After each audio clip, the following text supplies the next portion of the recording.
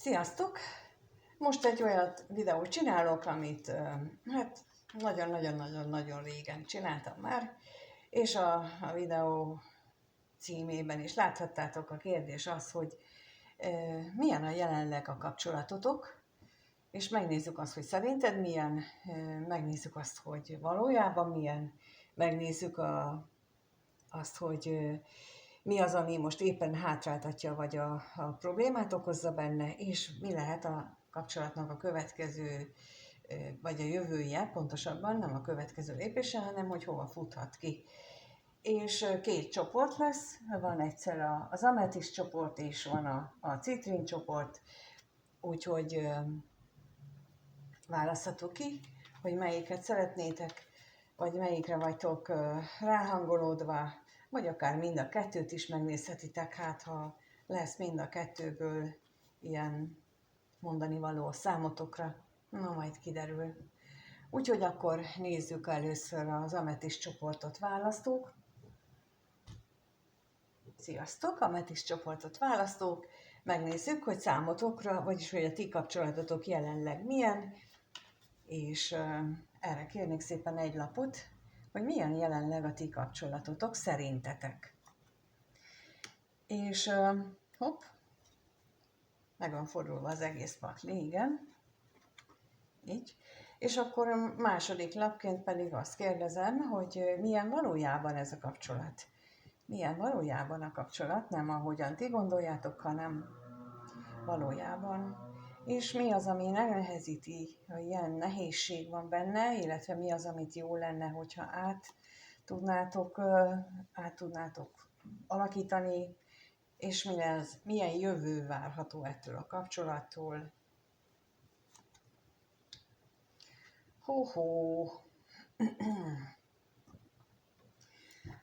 No, hát akkor lássuk. Az első szerint jelenleg a kapcsolat szerinted ez egy kelyhe-kásza, egy nagyon most kezdődő, nagyon érzelemdús, érzelmileg nagyon is jó állapotban lévő kapcsolat.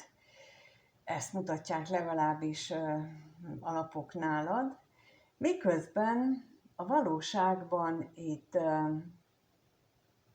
ugye ezt a kelyhe-kászára alapozzuk, miközben itt a valóságban a háttérben a vágylapja jött ki, és a 11-es itt, ami egyébként a másik taróban a 8-as, ez az erőlapja, mert ugye ez az erőlapja is, de a 11-es lap a taróban az pedig az igazság. És azt hiszem, hogy jó lenne, hogyha itt most azért is jött ki a vágylapja, hogy jó lenne, hogyha így az igazságot látnád, a valóságot látnád a kapcsolatban, mert az látszik, hogy te egy kapcsolattal, amire te gondoltál most, abban lehet, hogy többet képzeltél bele, mint ami benne van. De beleképzelted azt, hogy ez egy érzelmekkel teli, nagyon fényes, szép jövőt ígérő kapcsolódás, ahol minden nagyon szép, csillogó, sőt, még esetleg azt is belegondoltad, hogy ezt az égiek által támogatott kapcsolat. Itt a lapok szerint nem biztos, hogy erről van szó, érdemes ezt átgondolni, hogy tényleg vannak-e érzelmek, vagy csak a te vágyad az, amelyiket rávetíted erre a kapcsolatra, vagyis hogy a te vágyad az, hogy az érzelmek is legyenek benne, és itt pusztán csak a testi örömökről van szó a háttérben, legalábbis ez mutatkozik. Hogyan tudod ezt eldönteni, azt, hogy például melyik az igaz? Hát például, hogyha érzelmek is vannak itt, akkor a másik személy mindenképpen kifejezésre juttatja, és nem így, nem a testi vágyakon keresztül juttatja kifejezésre, bár ott is meg tud nyilvánulni. Különbség van a sima vágy alapú kapcsolódás és az érzelmekkel teli kapcsolódás között. De ahogyan mégis pontosabban különbséget tudsz tenni, az az, hogy amikor érzelmek is vannak a háttérben, akkor azt a másik nem tudja elrejteni, mert akkor ő is boldog, láthatóan boldog, még ha nem is mondja ki, hogy milyen érzések vannak benne, mégis láthatóan nagyon boldog, mégis örül, és minden alkalmat megragad azért, hogy beszéljetek, azért, hogy találkozzatok, és nem csak a vágy kedvéért találkoztok, hanem csak úgy is találkoztok.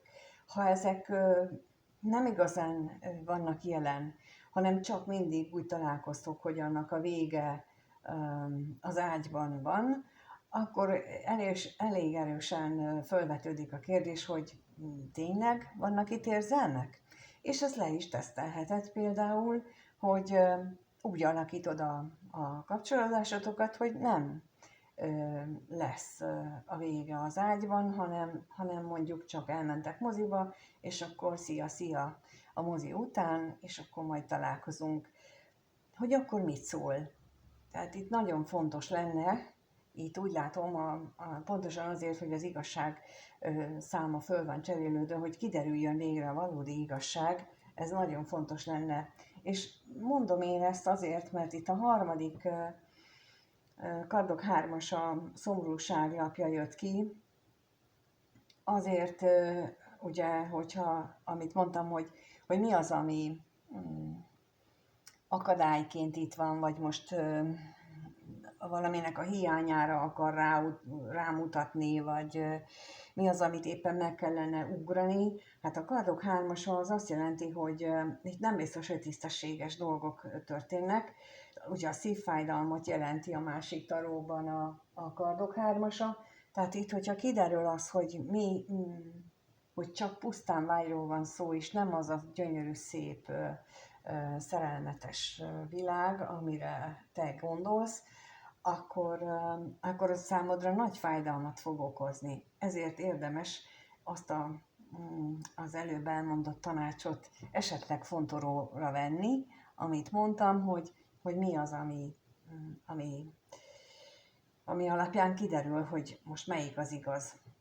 Mert aztán, hogyha ezt így sikerül meglépni, vagy ha nem sikerül például meglépni, akkor esetleg eljuthatsz egy olyan állapotba, eljuthattok egy olyan állapotba, amikor egy függőségi alakul ki ez a kapcsolat, és az mindkettőtöknek rossz tulajdonképpen. Neked is, meg neki is.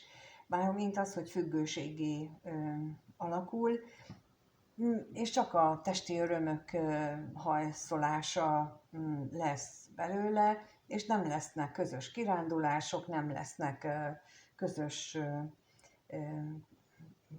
nyílt terepen felvállalt együttlétek, ami ugye akár azt is jelentheti, hogy ő neki tényleg titkolni valója van. Tehát azért mondom ezt, azért javasoltam ezt, hogy ezt a fajta szomorúság lehetőségét, azt megelőzendő, illetve azt kiváltandó, érdemes ilyen együttlétet, vagy ilyen találkozást beiktatni, amikor nem csak a vágyra helyeződik a hangsúly, hanem másra is, pontosan azért, hogy ez az ördög ne következzen be, mert bizonyít annak a lehetősége nagyon erősen jelen van, hogy aztán annyira erőssé válik ez a ilyen jellegű kapcsolat, hogy utána már nem nagyon tudsz belőle szabadulni, vagy nagyon nehezen, és akkor hát az érzelmileg téged nagyon megviselnek.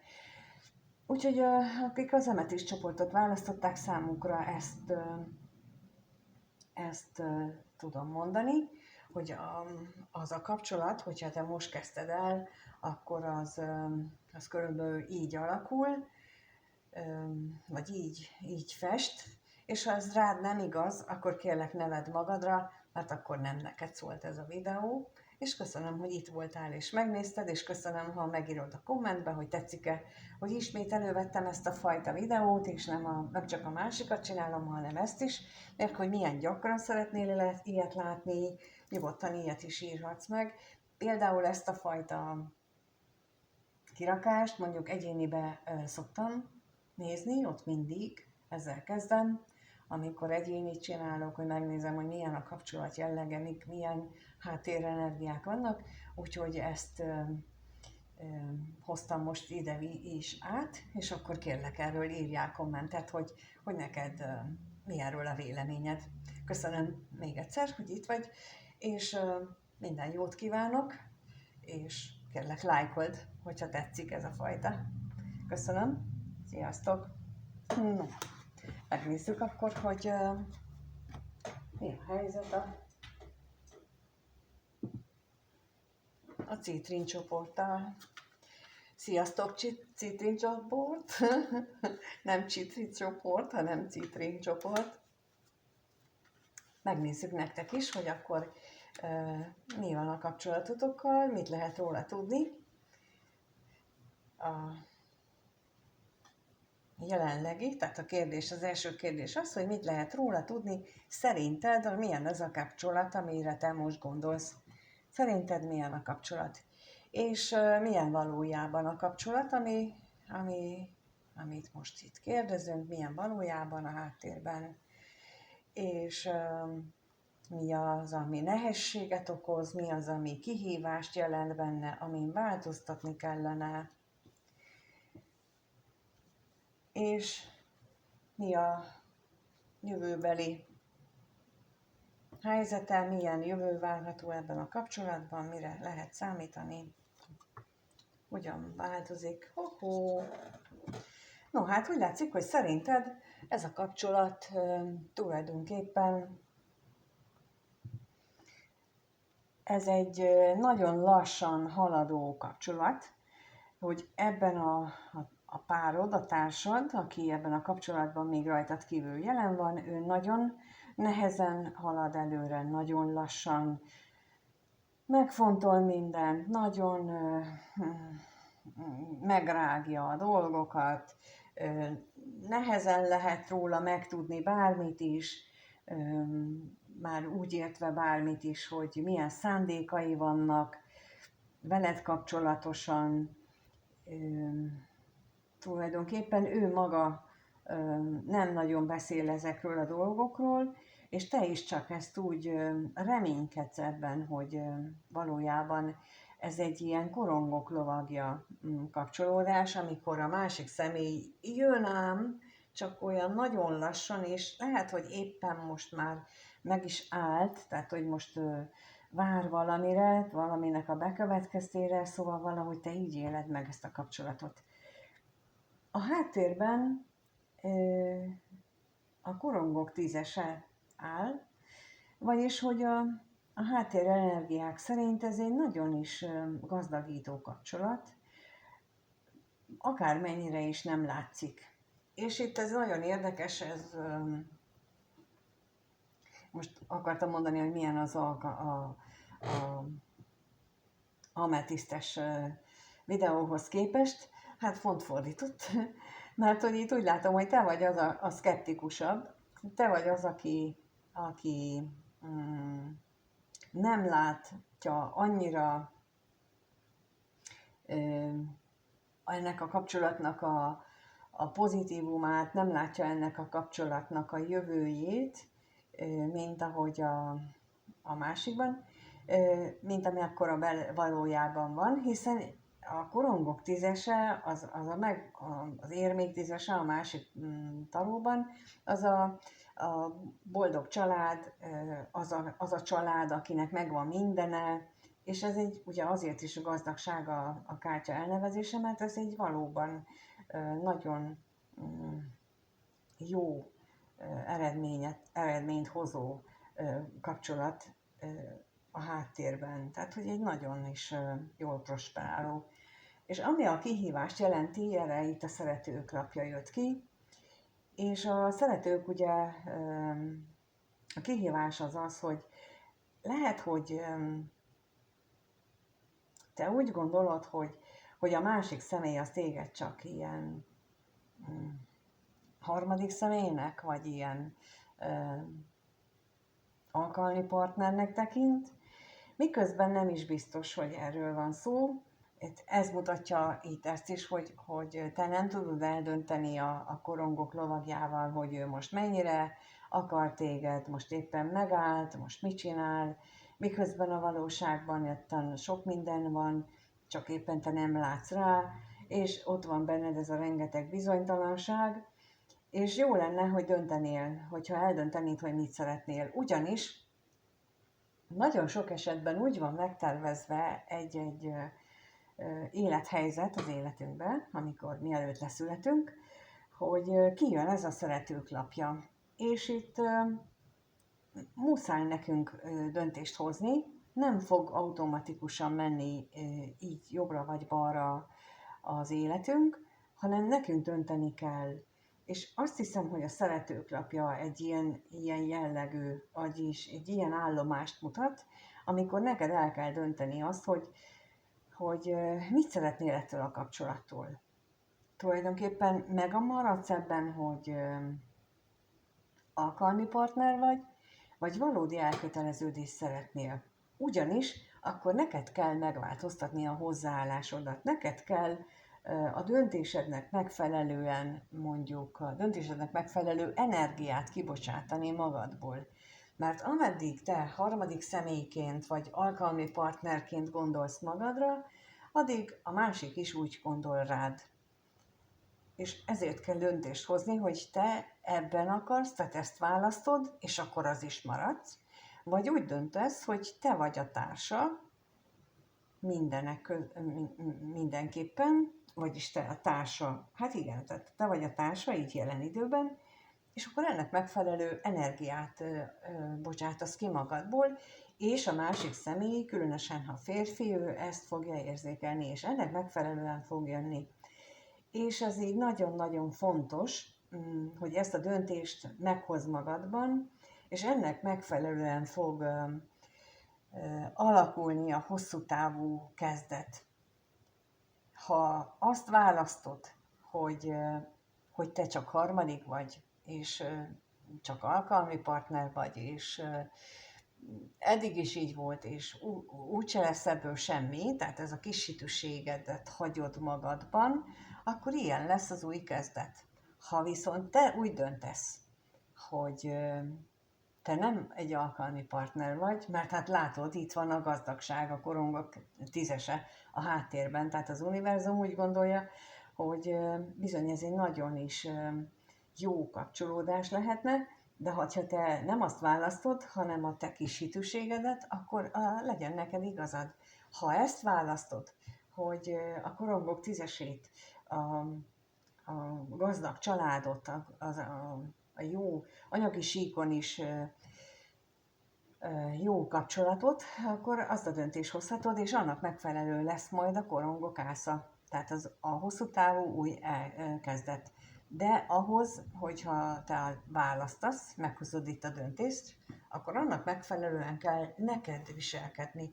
Ugyanis a másik személynek a viselkedését te csak úgy tudod megváltoztatni, hogy előbb te változol meg, és utána ő megkövetni fog téged.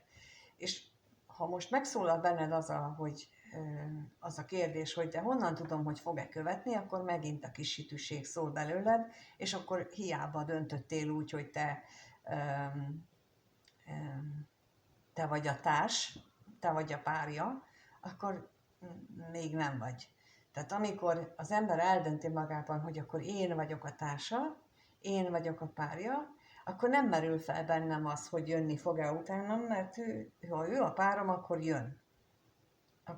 Akkor egyszerűen jön. Erre szokták mondani, hogy a nő választ, és ha te nő vagy, akkor te választasz. De ha férfi vagy, akkor te is tudsz választani, mert te is eldöntheted azt, hogy annak a másiknak te alkalmi párja vagy állandó szeretnél lenni. És tulajdonképpen, hogyha te így gondolod, akkor már úgy értem, hogy te a szemszögöd most próbálok átváltani férfi szemszögbe, és hogyha mert hogy ott másképp mozognak az energiák, tehát hogyha te férfiként eldöntöd, akkor te úgy változtatod meg a saját energiádat, hogy az a nő innentől kezdve fel fog nézni rád, és ő azt szeretné, mert hogy te ha társként nézel rá, akkor a királynőként nézel rá, és akkor ő igazán nőnek fogja érezni magát, és ezért fog téged követni. Na ez a különbség, hogy itt mindig az a fontos, hogy ha te nő vagy, akkor te magadat kell királynőnek érezni, és azért követ a férfi, ha pedig te férfi vagy, akkor te neked kell olyan nagyon férfivá válni, és akkor a másikból te csinálsz királynőt, és azért fog jönni, mert a királynőt csináltál belőle. Tehát, hogy itt ez a korongok kásza két verzióban ezt jelenti, amikor elhiszed magadról, hogy te képes vagy társként funkcionálni ebben a kapcsolatban, függetlenül attól, hogy jelenleg mit gondolsz rólatok magatokról, úgy őszintén, úgy Isten igazából, mert az is fontos, hogy azért őszinték legyünk magunkkal. No, hát kíváncsi vagyok, hogy tetszik-e nektek ez a fajta kirakás. Ezt az egyéniben